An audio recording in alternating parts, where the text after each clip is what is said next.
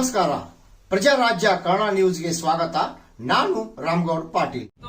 ನಾನು ಹಾಗೂ ನನ್ನ ಜೊತೆ ನಮ್ಮ ಪೊಲೀಸ್ ವರಿಷ್ಠಾಧಿಕಾರಿಗಳು ಹಾಗೂ ಉಪವಿಭಾಗಾಧಿಕಾರಿಗಳು ತಹಶೀಲ್ದಾರ್ ಅವರು ನಾವೆಲ್ಲರೂ ಇವತ್ತು ನಮ್ಮ ಸಂಕೇಶ್ವರ್ ನಗರದಲ್ಲಿ ಇಡಸೋಸಿ ರಸ್ತೆ ಮೇಲೆ ಇರುವಂತ ಈ ರಸ್ತೆ ಅಭಿವೃದ್ಧಿ ಕಾಮಗಾರಿ ನ್ಯೂನತೆಗಳೇನಿದ್ದಾವೆ ಅದನ್ನು ಪರಿಶೀಲನೆ ಮಾಡಲಿಕ್ಕೆ ನಾವು ಬಂದಿದ್ದೀವಿ. ಎಲ್ಲ ಹಿಂದೂ ಮತ್ತು ಮುಸಲ್ಮಾನ್ ಸಮಾಜದ ಮುಖಂಡರು ನನ್ನನ್ನು ಭೇಟಿಯಾಗಿದ್ದಾರೆ. ಬಹಳ ಶಾಂತಿಯಿಂದ ಸೌಹಾರ್ದತೆಯಿಂದ ಎಲ್ಲ ಸಮಸ್ಯೆಗಳನ್ನು ನನ್ನ ಎದುರುಗಡೆ ಪ್ರಸ್ತಾಪ ಮಾಡಿದ್ದಾರೆ.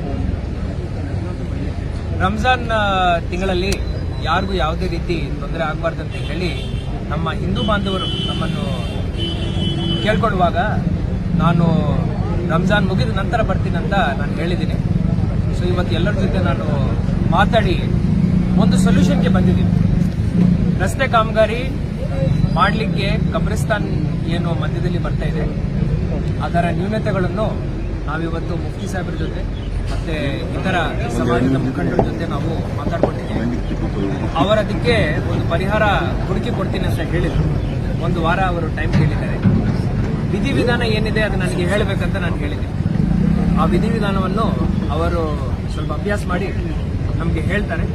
ಅದಾದ ನಂತರ ಎಲ್ಲರ ಎದುರುಗಡೆ ಎಲ್ಲರ ಸಮಕ್ಷಮದಲ್ಲಿ ಎಲ್ಲ ವಿಧಿವಿಧಾನವನ್ನು ನಾವು ಪಾಲನೆ ಮಾಡಿ ಈ ಅಭಿವೃದ್ಧಿ ಕಾಮಗಾರಿ ಏನಿದೆ ಅದನ್ನು ನಾವು ಮಾಡ್ತೀವಿ ಅಂತ ಹೇಳಿ ಒಂದು 10 ದಿವಸದಲ್ಲಿ ಶುರು ಮಾಡ್ತೀವಿ ಅಂತ ಹೇಳಿ ನಾನು ಅವರಿಗೆ ಹೇಳಿ ಬಂದಿದ್ದೆ. ಅದೇ ರೀತಿ ಸಂಕೇಶ್ವರ ಜನರಿಗೆ ನಾನು ಅಭ್ಯಾಸವನ್ನು ಹೇಳ್ತೇನೆ.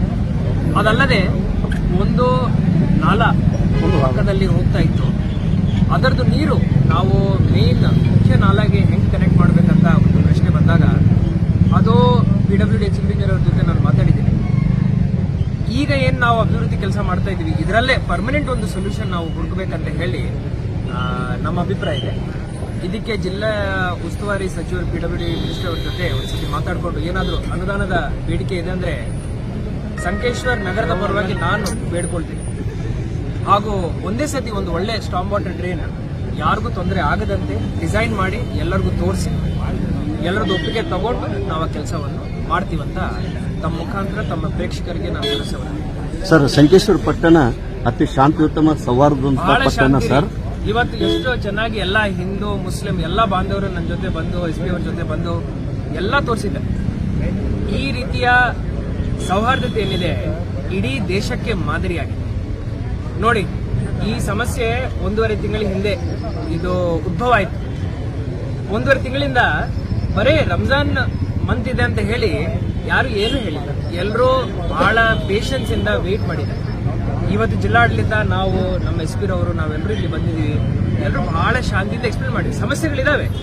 ಈಗ ಒಂದು ಕಬ್ರಿಸ್ತಾನ ಶಿಫ್ಟ್ ಮಾಡಬೇಕಂದ್ರೆ ಆ ಕಬರ್ಗಳು ಏನಾಗಬೇಕು ಅನ್ನೋದು ಪ್ರಶ್ನೆ ಇತ್ತು. ಜೊತೆನಲ್ಲಿ ರಸ್ತೆನೂ ಆಗಬೇಕು, ಜೊತೆನಲ್ಲಿ ನಾಲಾನೂ ಆಗಬೇಕು. ಸೊ ಈ ರೀತಿ ನ್ಯೂನತೆಗಳಿದ್ದಾಗ ಚರ್ಚೆ ಆಗ್ತದೆ. ಬಹಳ ಒಳ್ಳೆ ರೀತಿಯ ಚರ್ಚೆ ಇವತ್ತಾಗಿದೆ.